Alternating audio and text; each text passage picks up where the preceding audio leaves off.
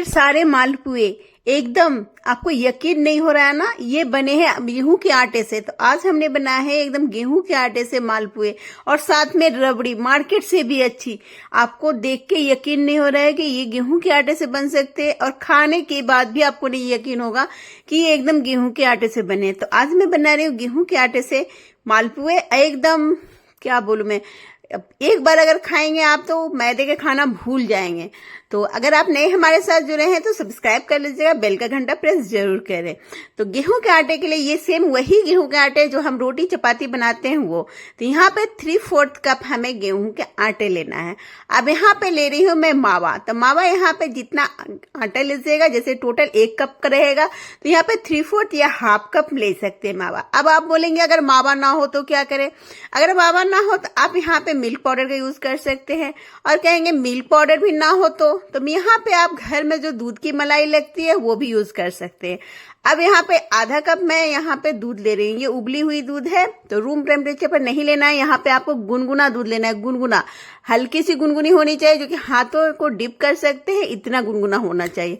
अब मावा हम दूध डाल देंगे और इसे अच्छे से मिक्स करेंगे ताकि मावा दूध में अच्छी तरह से घुल जाए। तो यहाँ पे मावा दूध को घुलने के लिए रख देती हूँ। अब यहाँ पे एक लेंगे मिक्सी जार। यहाँ पे जो 3/4 कप यहाँ पे मैं गेहूं का आटा ली थी वो, और 1/4 कप यहाँ पे ले रही हूँ सूजी। बारीक मोटी कोई सा भी ले सकते हैं। अगर मोटी लेंगे तो आप मिक्सी जार का यूज कर सकते हैं, जैसा मैंने किया।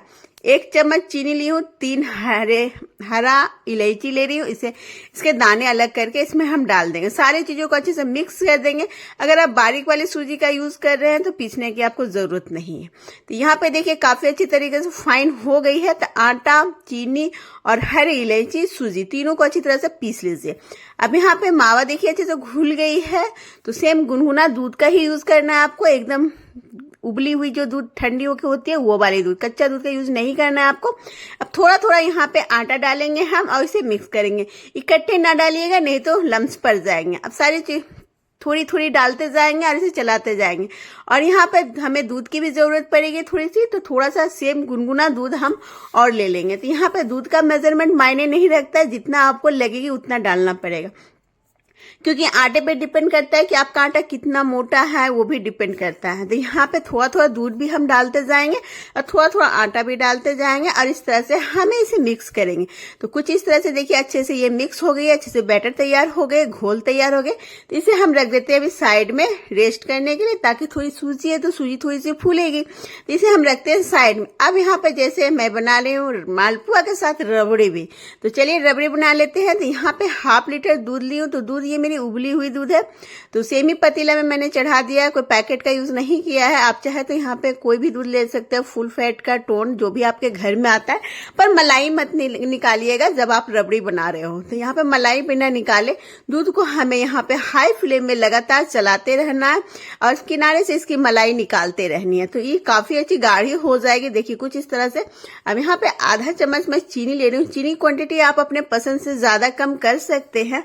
तो यहाँ पे सारी चीजों को डाल के, मतलब कि जो चीनी को डाल के हम इसे मिक्स करेंगे। तो अब ये देखिए तैयार हो गई है हमारी रबड़ी। बस इसी तरह की हमें उतारना है, क्योंकि ये ठंडी होने के बाद और गाढ़ी हो जाएगी। तो चलिए इसे किसी भी बाउल में, कटोरी में निकाल के हम इसे रख देंगे फ्रिज में, ताकि जब तक हम पुआ बनाए तो हमारी रबड़ी ठंडी हो जाए, क्योंकि ठंडी रबड़ी ही तो पुआ में मजा आता है खाने का। इस तरह से एक बार आप बना लेंगे तो आप मार्केट के खाना भूल जाएंगे। तो रबड़ी तैयार है, चलिए इसे रख देते हैं फ्रिज में ठंडा होने के लिए। अब जैसे कि मालपुआ बना रहे हैं तो हम यहाँ पे चाशनी भी बनाएंगे। तो चाशनी बनाने के लिए अगर 1 कप अगर आप आटे का यूज कर रहे हैं तो आधा कप चीनी परफेक्ट मेजरमेंट है। तो आधा कप चीनी लेंगे और जितना चीनी लीजिएगा सेम उतना ही आपको पानी लेना है। थोड़ा सा केसर के धागे लेंगे, अगर आपके पास है तो डालिएगा, टोटली ऑप्शनल है। अब यहाँ पे केसर के धागे डाल के हम इसे उबालेंगे। अच्छा ऑयली चिपचिपा सा आपको स्टिकी सी यहाँ पे चाशनी बनानी है। ज्यादा टाइम नहीं लगती ये चाशनी बनाने में, झटपट से बन जाते। तो चाशनी बन गई, इसे रखते हैं साइड में हम। अब यहाँ पे तेल को रख देते हैं पुआ तलने के लिए, गर्म होने के लिए। आप पुआ यहाँ पे ऑयल में या घी में, जो भी में फ्राई कर सकते हैं, पर सरसों के तेल में फ्राई मत कीजिएगा। तो यहाँ पे अब हम थोड़ा सा सौंफ, जो हरी वाली सौंफ होती है, उसे हम थोड़ा सा भून लेंगे। इस तरह से सौंफ डालेंगे तो बहुत ही अच्छी खुशबू आएगी आपके पुआ से, और यहाँ पे पुआ में सौंफ का फ्लेवर बहुत ही अच्छा लगता है। तो थोड़ा सा सौंफ को हल्का सा रोस्ट कर लेंगे, भून लेंगे, और इसे दरदरा इस तरह से कूट लेंगे। तो कूट के डालेंगे हम, इस तरह से डालिएगा, बहुत ही स्वादिष्ट लगेगी आपको। तो मेरे तरीका से एक बार बना के देखिएगा, आपको दोबारा बनाना चाहेंगे आपको, और ये पुआ खा के आपको एकदम ही नहीं लगेगा कि आप आटे की पुआ खा रहे हैं। अब यहाँ पे बैटर काफी गाढ़ी हो गई है, तो यहाँ पे सौंफ के पाउडर को हमने डाल दिया है। अब यहाँ पे दूध आप रूम टेम्परेचर में भी ले सकते हैं। अब थोड़ा थोड़ा दूध डालेंगे और इस तरह से हम इसे मिक्स करेंगे। थोड़ी देर के लिए इसे मिक्स करना है अच्छे से, ताकि थोड़ी फ्लफी हो जाए, और कुछ इस तरह का आपको बैटर तैयार करना है। इस तरह की कंसिस्टेंसी होनी चाहिए, ताकि एक धार में हमारी घोल गिरनी चाहिए। यहाँ पे ब्रेक नहीं लेनी चाहिए। जब भी हम पुआ का घोल तैयार करें तो इस तरह से आप चेक कर लीजिए कि एक धार में हमारी गिरनी चाहिए। अब चलिए तेल चेक कर लेते हैं। तेल यहाँ पे अच्छे से गर्म होनी चाहिए, मीडियम फ्लेम में। तेल अच्छे गर्म है। अब यहाँ पे जितनी भी बड़ी आपको पुआ बनाना है, उतना हम इसे एकदम लगातार डालते हुए हम डाल देंगे। गैस की फ्लेम को मीडियम टू लो रखिएगा, और यहाँ पे जब डालने के बाद हम कलछी से थोड़ा थोड़ा ऑयल इसके ऊपर डालेंगे तो बहुत ही अच्छी पुआ हमारी फूल जाएगी। तो एकदम फूली फूली और डिजाइनदार भी पुआ बनी है, देख पा रहे हैं आप। पुए में बहुत अच्छी डिजाइन भी आई है, एकदम फूली फूली बनी है। चलिए इसे पलट लेते हैं। और जब भी आप पुआ फ्राई करें तो कोई खुले टाइप का बर्तन, कढ़ाई का यूज कीजिएगा। और दूसरी बात, तले सीधी हो, जिससे कि हम ज्यादा से ज्यादा पुआ को तल सकते हैं। तो एक बार में यहाँ पे मैं 4 पुए तल ले रही हूँ। सेम ही तरीके से दूसरे डाल लेंगे, और उसमें भी कलछी से थोड़ा थोड़ा तेल डालेंगे, और पुआ अच्छे से फूल जाती है। अब सेम तरीके से तीसरी भी डालूंगे, तो बैटर को डालेंगे। गैस की फ्लेम को यहाँ पे मीडियम रखना है आपको, ज्यादा हाई नहीं कीजिएगा, नहीं तो पुआ जल जाएगी।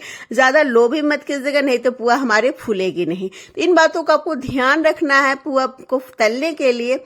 तो फूली फूली एकदम सॉफ्ट पुआ बन के तैयार हो गए।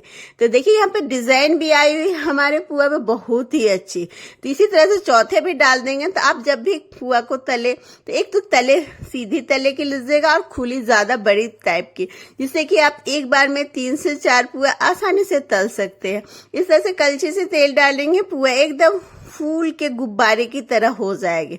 अब यहाँ पे गैस की फ्लेम को मीडियम कर देंगे हम, और इसे हम अलटते पलटते अच्छे फ्राई कर लेंगे। तो यहाँ पे अच्छा कलर आने तक आपको तलना है, और इस तरह से दबा के एक्स्ट्रा ऑयल को निकाल लेना है यहाँ पे। अब इसे हम डाल लेंगे चाशनी में। तो चाशनी में डालने के लिए चाशनी चेक कर लीजिएगा। चाशनी हल्की सी गुनगुनी गर्म होनी चाहिए, ज्यादा गर्म नहीं, हल्की सी गुनगुनिया। यहाँ पे अब तीनों पुए को हम निकाल लेंगे कलछी में, और इस तरह से हम इसे दबा के एक्स्ट्रा ऑयल को निकाल लेंगे, और फिर हम इसे डाल देंगे चाशनी में। तो यहाँ पे देखिए चाशनी एकदम मेरी परफेक्ट बनी है। चाशनी में डाल दिया है मैंने, और इधर हम जब तक जो दूसरे बैचेस वाले पुआ है, हम उसे कढ़ाई में डालेंगे। और इधर हम चाशनी में पहले अच्छे से मिक्स कर देंगे पुआ को, ताकि पुआ चाशनी को अच्छे से एब्जॉर्ब कर ले। और इधर कढ़ाई में हम पुआ के बैटर को डालेंगे। पुआ को जब भी आप डालिएगा, तो यहाँ पे आपको ध्यान देना है कि तेल ज्यादा हिलती दुलती नहीं होनी चाहिए, तभी परफेक्ट गोल गोल पुए तैयार होंगे। और यहाँ पे मैंने घोल में सिर्फ 1 ही चम्मच चीनी का यूज किया है, क्योंकि हम मालपुआ बना रहे हैं। अगर आप यहाँ पे मालपुआ नहीं बना रहे हैं, तो आप घोल में ज्यादा चीनी का यूज कर सकते हैं। ये बगैर मालपुआ, मतलब बगैर चाशनी के भी बना के आप इस तरह से इंजॉय कर सकते हैं। अगर आपको चाशनी पसंद नहीं है तो बगैर चाशनी के भी बना सकते हैं, बस उसमें चीनी की मात्रा थोड़ी सी बढ़ा दीजिएगा। मैंने यहाँ पे चाशनी वाली बनाई है मालपुआ, इसलिए मैंने यहाँ पे 1 चम्मच चीनी का यूज किया है। अब यहाँ पे जब तक दूसरी बैचेस वाली फ्राई हो रही है, तब तक पुआ को हम चाशनी में रखेंगे, और जब तक ये एब्जॉर्ब हो जाएगी, और जब दूसरे बैचेस वाली फ्राई हो जाएगी, तो हम यहाँ पे चाशनी से सारे पुआ को निकाल लेंगे। ये बहुत ही अच्छे से चाशनी को सोक कर लिए। दूसरे बैचेस वाले भी फ्राई करके हम चाशनी में डाल देंगे, और इसे भी 5 से 10 मिनट के लिए हम चाशनी में छोड़ देंगे और इसी तरह से सारे पुए तैयार हो गए। एकदम केसर की कलर आई है, बहुत ही अच्छी। अब थोड़ा सा ऊपर से पिस्ता डालेंगे जिससे कि हमारे पुआ और भी टेम्पटिंग लगे, सुंदर लगे। बहुत ही सुंदर स्वादिष्ट लगती है ये आटे वाली पुआ, और आटे की है तो हेल्दी भी है। तो एक बार इस तरीके से बना के देखिएगा आप आटे की पुआ, यकीन मानिए आप दोबारा इसी तरह से बना के खाना चाहेंगे, जो कि आपको एकदम खाने में भी नहीं लगेगी कि ये आपने आटे से बनाया। देखने में तो नहीं लग रही है, खाने में भी आपको नहीं लगेगा। और रबड़ी के साथ खाएंगे तो इसका स्वाद कई गुना बढ़ जाएगा, और मार्केट से भी अच्छी ये बनके तैयार होती है। तो कैसी लगी मेरी पुआ की रेसिपी जरूर कमेंट कीजिएगा। और रबड़ी के साथ चलिए हम प्लेट कर लेते हैं। तो यहाँ पे प्लेट कर लेंगे थोड़ा सा, और मैं आपको अभी कट करके भी दिखाऊंगी कि कितने सॉफ्ट, एकदम गुलगुल, मतलब ये जो भी बोलते हैं आप लोग, अंदर से एकदम जूसी बनके तैयार हुई है। एकदम ही मुंह में जाते ही आपको आनंद ही आनंद मिलने वाला है।